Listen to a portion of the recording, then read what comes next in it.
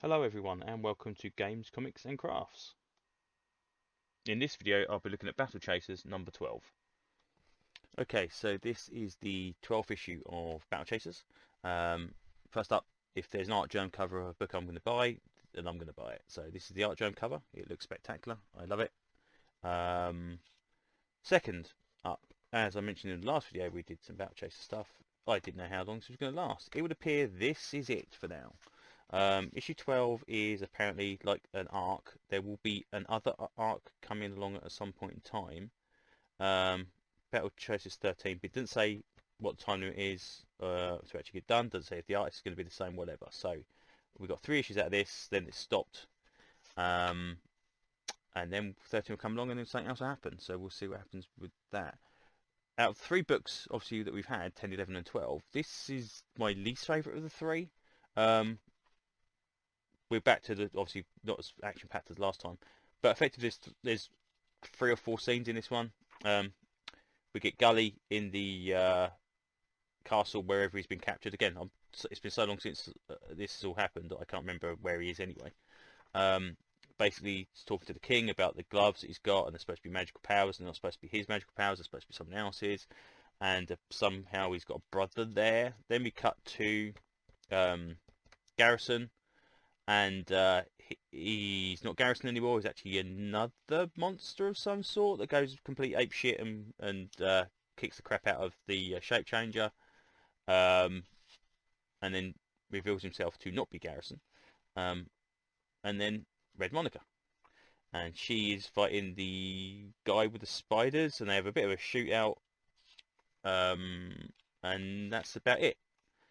He loses.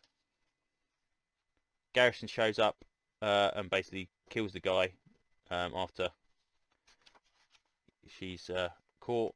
But it's not Garrison, like I say. It's some kind of other demon entity or something other that possesses the sword or some such thing. But again, I don't know if that was in the original Battle Chasers. I do not remember that at all.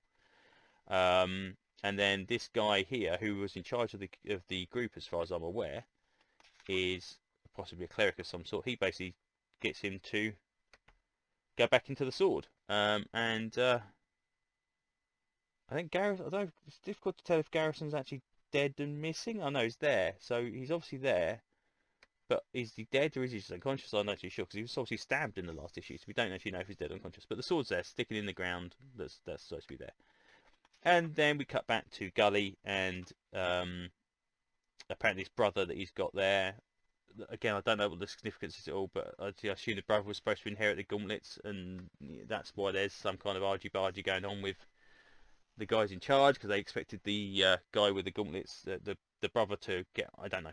Again, it's all very for 3 issues. You have to have a very very long memory for the other issues, or obviously pick up the trade and go back and read it. I would suggest if you're going to read these in any wood, I would if you've got the originals, read them first because it will make a lot more sense.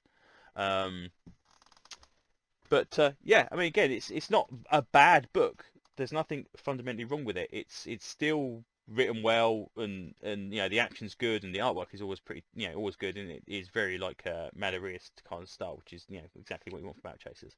It's just that kind of disconnect from the original issues that kind of go, what happened there? What's going on? I don't know. So hopefully with this 13th issue we'll see obviously a bit better flow, and we won't be left years and years and years between this issue and the last issue. We'll only have a couple of months, at best maybe 6 months, 8 months. I mean, 8 months would be still a bloody long time to remember what's going on, but at least it'll be better than 15 years or whatever it's been since issue 10, issue 9, sorry. But yeah, it's a good book. If you've got any interest in this, pick it up. I'm not too sure what's going to happen with the trade, because obviously 3 issues do not make a trade, as the phrase goes. So normally a trade would be 4 to 6 issues. So whether or not they're going to collect these 3 issues in some kind of oversized format, or they're going to collect it in a trade and then chuck a load of sketches or something in the back to kind of bulk up the page count, I honestly don't know. If you're waiting for that, that's good. I mean, they could probably just print all the additional covers, and that would take up about a quarter of the book anyway. If you're going to do that, that's fine. You are going to miss out on this lovely cover though if you do that, because this is awesome. But yeah, well worth a look if you're interested in Battle Chasers or just cool anime style kind of fantasy books. Definitely worth a look. Okay, so with that, we will obviously say goodbye to Battle Chasers for a few months. We'll obviously try and fill it with something else. We've still got Big Game and a couple other books coming up. So I will catch you on the next video. Thanks very much. Bye bye.